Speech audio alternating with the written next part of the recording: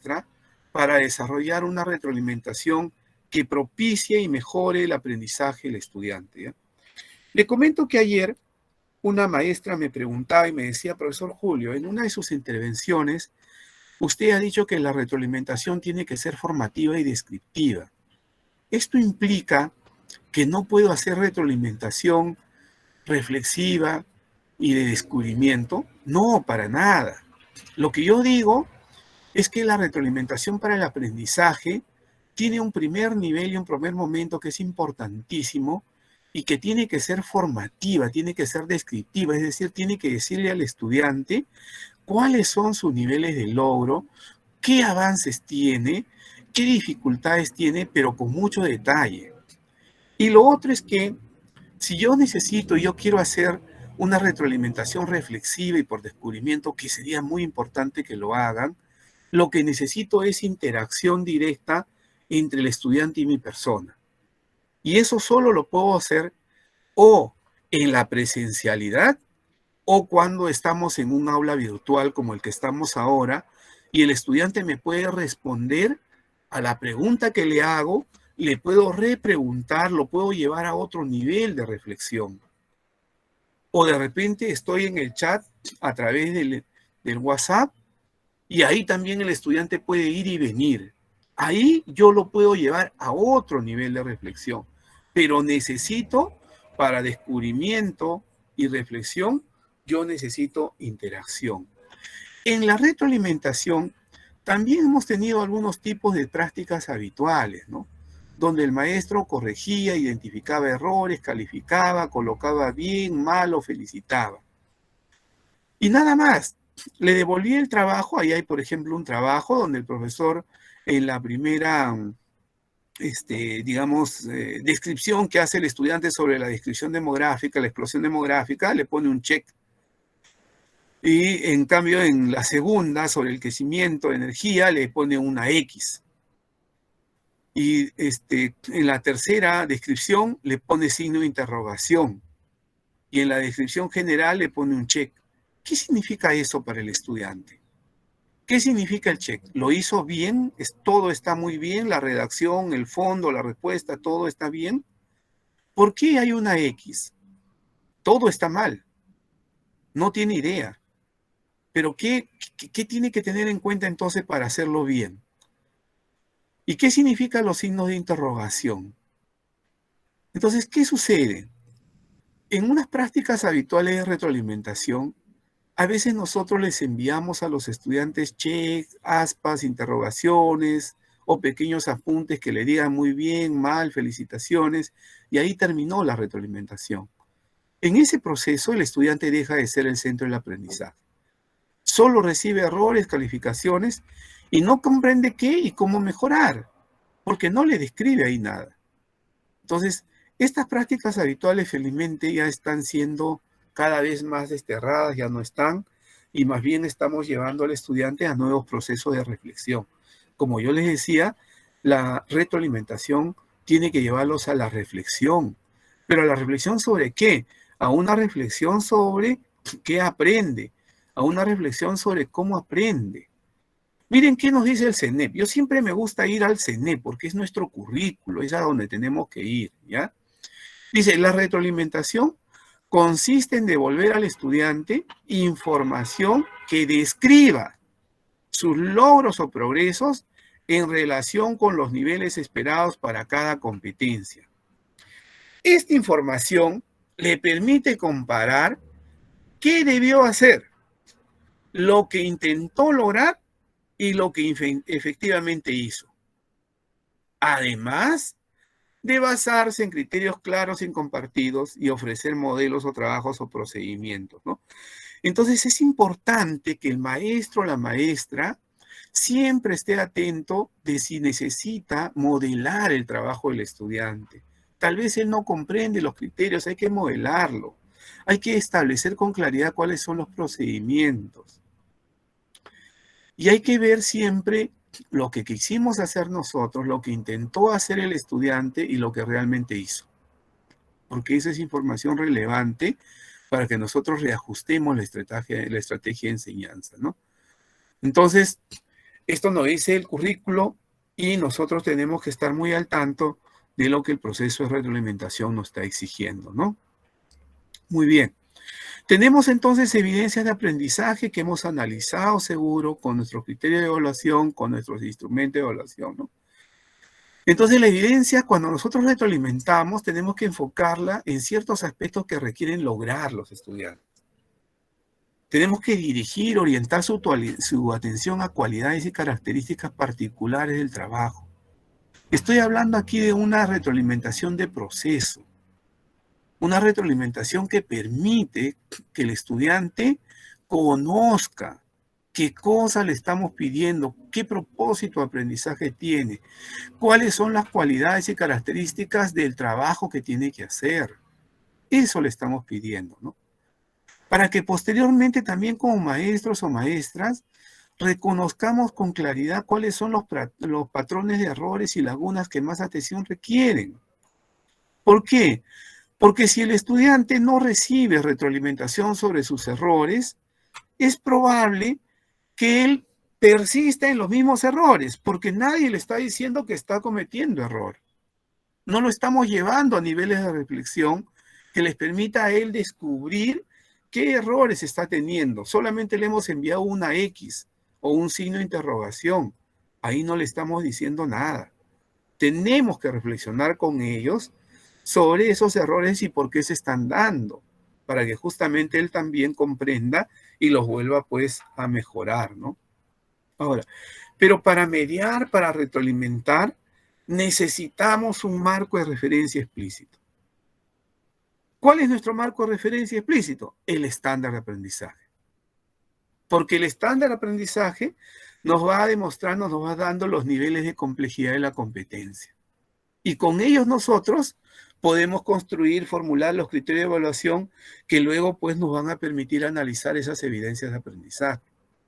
No se olviden que el aprendizaje no lo podemos observar directamente porque está dentro de los estudiantes. ¿Cómo lo vemos entonces, profesor Julio? Lo vemos pues en sus realizaciones, en el desempeño, en el actuar del estudiante. Y el actuar del estudiante se va a ver a través de la producción, es decir, la evidencia que nos envía, o la actuación, porque también puede ser una actuación. De repente, me lo explica oralmente y me envía una grabación, me envía un video y está actuando ahí, el estudiante está haciendo determinadas cosas y eso es importante, ¿no? Y todos ustedes lo han hecho. Entonces, eso es importante que tengamos en cuenta nosotros que estamos necesitando hacer, ¿no? Muy bien.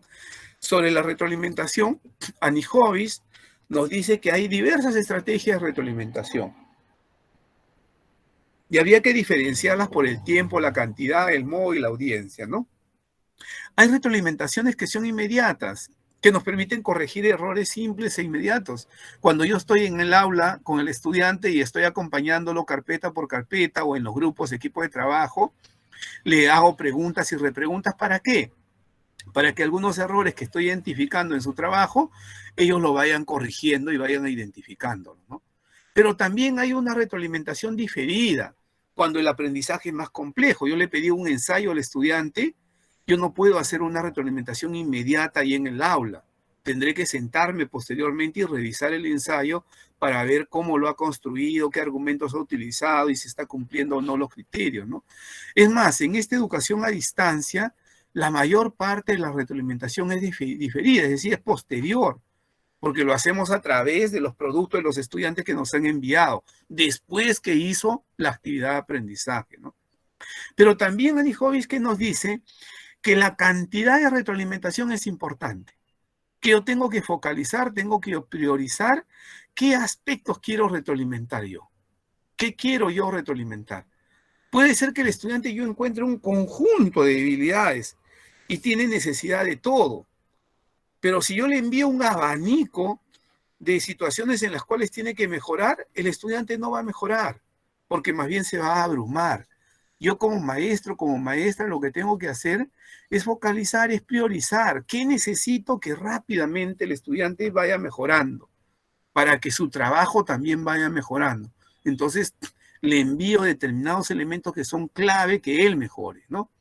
Ahora, ya ustedes ahí sí han avanzado muchísimo sobre los modos de la retroalimentación, y en realidad pues hemos tenido una retroalimentación escrita, visual, modelada, preguntas, diálogos, pistas, han enviado videos, han enviado grabaciones de voz, han enviado mensajes de textos, les envían los materiales, y eso es muy bueno, ¿no?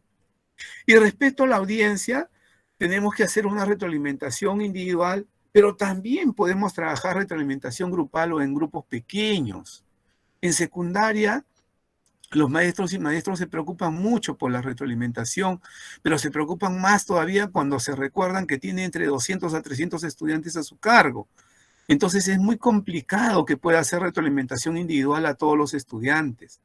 Tendrá que usar estrategias para hacer retroalimentación grupal en grupos pequeños y solo con algunos estudiantes que tienen y requieren mayores modelados, ayudas, andamiajes, hará pues retroalimentación individual para que vayan progresando. Pero con la mayoría de ellos tendrá que hacer una retroalimentación grupal o de grupos pequeños, ¿no? Asimismo también, Anijovis nos plantea que hay contenidos en la retroalimentación y que ustedes tienen que decidir, dice Anijovis, ¿no?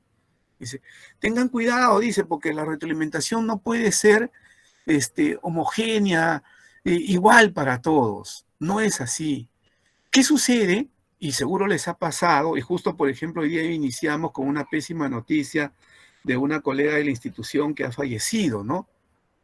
¿Cómo se sienten los que han estado más cercanos a esa colega? Seguro muy impactadas, muy impactados, preocupados. Yo he perdido a grandes este año, de verdad grandes amigos, colegas, compañeros. Uno de ellos lo conoce la maestra María, ¿no? El profesor Roselito Hoyos, un amigo que trabajamos 3 veces en diferentes lugares, muy joven, con familia, esforzado en la educación y de repente en poquísimo tiempo falleció.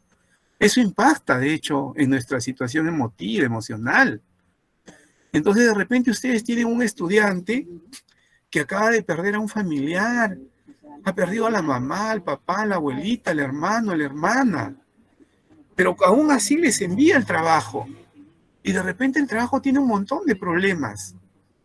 Entonces, Anijovis nos dice, ¿cuál es tu foco de retroalimentación? ¿Hacia dónde quieres apuntar? De repente en este estudiante tú quieres apuntar más bien a que su autoestima esté elevada, se mejore, provocar mejoras en ellos. Y por ahí tienes que ir. Ahora, o también de repente tienes estudiantes que tienen muy buenos trabajos, ojo, ¿eh? Y por lo tanto quieres ir al desempeño, a la producción, quieres ir a la calidad, a la productividad del texto argumentativo que ha ido. Eso es muy importante. Entonces tendrías también que plantearle al estudiante ese tipo de retroalimentación que vaya a la calidad, a la profundidad, para que se mejore, para que se esfuerce en los argumentos que está planteando, para que cite las fuentes, para que vea cómo se está desempeñando y cómo eso le está ayudando a mejorar, ¿no? O tal vez es un estudiante que no está logrando hacerlo. Y tú no tienes que ir a la calidad y la profundidad de la tarea porque ya sabes que no lo logró. De repente más bien le llevas a la retroalimentación para que reflexione sobre las estrategias que está utilizando para aprender, para que sea consciente de la fortaleza que tiene, pero también de la necesidad de aprendizaje que tiene. Lo llevas a la retroalimentación para que haga una reflexión, una autoevaluación de lo que está haciendo. Son focos distintos, pero esos focos no son automáticos, no son mecánicos, lo deciden ustedes, porque ustedes son los que están en aula y ustedes son los que conocen a sus estudiantes, ¿no? Muy bien. Veamos un caso, acá lo recogí de una colega de Tumbes, la maestra Flor, que me pareció muy interesante cómo generó un proceso de retroalimentación, ¿ya? Recoge, de hecho, las evidencias, los productos de un estudiante, va a tomar en cuenta un ejemplo nada más por si acaso, es del área de ciencia y tecnología, ahí están sus productos del estudiante, aquí está, ha hecho un tríptico, ¿no? Y ha hecho un organizador visual sobre determinados información que le ha solicitado a la maestra, ¿no? ¿Qué hace la maestra? Ella no puede comunicarse a través de un Google Classroom, no puede comunicarse por Zoom porque ha identificado que sus estudiantes tienen muchas dificultades de comunicación, ¿no? Tiene un pequeño grupo en el Google Classroom con los cuales sí trabaja, pero un gran grupo está por el WhatsApp. Entonces en el WhatsApp va a hacer retroalimentación. ¿Pero qué tipo de retroalimentación va a desarrollar? Va a desarrollar una retroalimentación participativa. Y dice, esta tarde realizaremos un proceso de retroalimentación con la evidencia de una compañera. Y dice cuál compañera, ¿no? Y le pregunta primero, porque parte primero por el sujeto que aprende, con la niña que ha trabajado la evidencia, y le dice, ¿no? ¿Me puedes describir la tarea que has desarrollado en esta actividad de la estrategia Aprende en Casa? Y eso busca, la retroalimentación ahí busca que el estudiante se empodere y que le permita construir un sustento, una reflexión sobre su proceso de aprendizaje. Y el estudiante le explica lo que ha hecho, le explica lo que ha trabajado, ¿no? Y la maestra le vuelve a preguntar. Entonces, primero hay una retroalimentación descriptiva formativa y le dice, explican con mayor detalle si tú crees que las medidas de bioseguridad deben ser parte de nuevos hábitos en los aspectos públicos, ¿no? Le da pautas, le describe lo que está queriendo que el estudiante opine, diga, señale. Y el estudiante le responde, le escribe, sustenta en base a lo que está dando.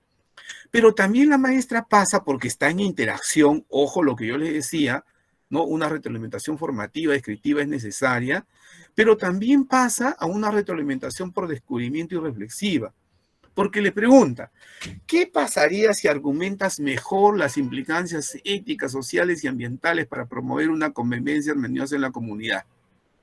Y el estudiante le responde y le dice, es necesario tener en cuenta. Es decir, hay una interacción entre maestra y estudiante, ¿no? Y luego, la maestra pasa de la retroalimentación individual a una retroalimentación grupal y grupos pequeños, ¿no? Y dice, todos hicieron su evidencia y los niños y los estudiantes le dicen, sí, profesora, todos hicimos, que sí, está bien. ¿Qué opinan de la evidencia de su compañera, no? Uno le dice que sí está bien, otro le dice, bueno, pues profesora, lo que opino de la evidencia de mi compañera es que realizó un buen trabajo, muy creativo, con buena información, que logró sacar las fichas informativas que usted nos envió, además de unos muy buenos dibujos que complementaron el tríptico. Bueno, profesora, yo opino que mi compañera Dulce ha hecho un buen trabajo al realizar el tríptico y el cuadro comparativo, se esforzó bastante en hacer todo de acuerdo a como indican los criterios de evaluación. Es decir, está pasando a retroalimentación grupal, a retroalimentación de pequeños grupos, ¿no? Y no se queda ahí, ¿eh?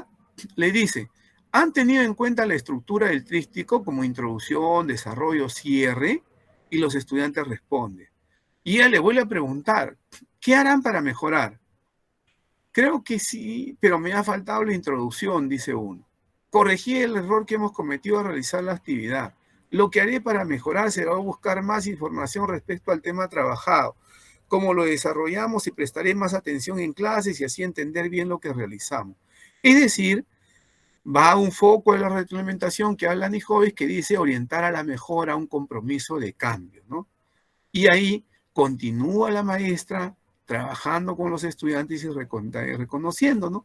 Entonces va trabajando focos de retroalimentación dispersos y diferentes para que el estudiante justamente vaya interactuando en un proceso de retroalimentación, primero individual y luego pasa a un proceso de retroalimentación colectivo que me parece muy importante, ¿no? Algunas reflexiones, colegas. La retroalimentación para el aprendizaje, esa evaluación formativa que hemos hablado, implica que el estudiante comprenda a través de la retroalimentación cómo aprende, qué logros ha obtenido y qué dificultades tiene para aprender. El estudiante tiene que reflexionar sobre su aprendizaje, pero las grafías que a veces enviamos nosotros tienen que ser descriptivas, tienen que ser formativas, tienen que permitir reflexionar con ellos, tienen que permitir que ellos descubran qué han aprendido, cómo han aprendido, qué manera tienen todavía dificultades para aprender, ¿no?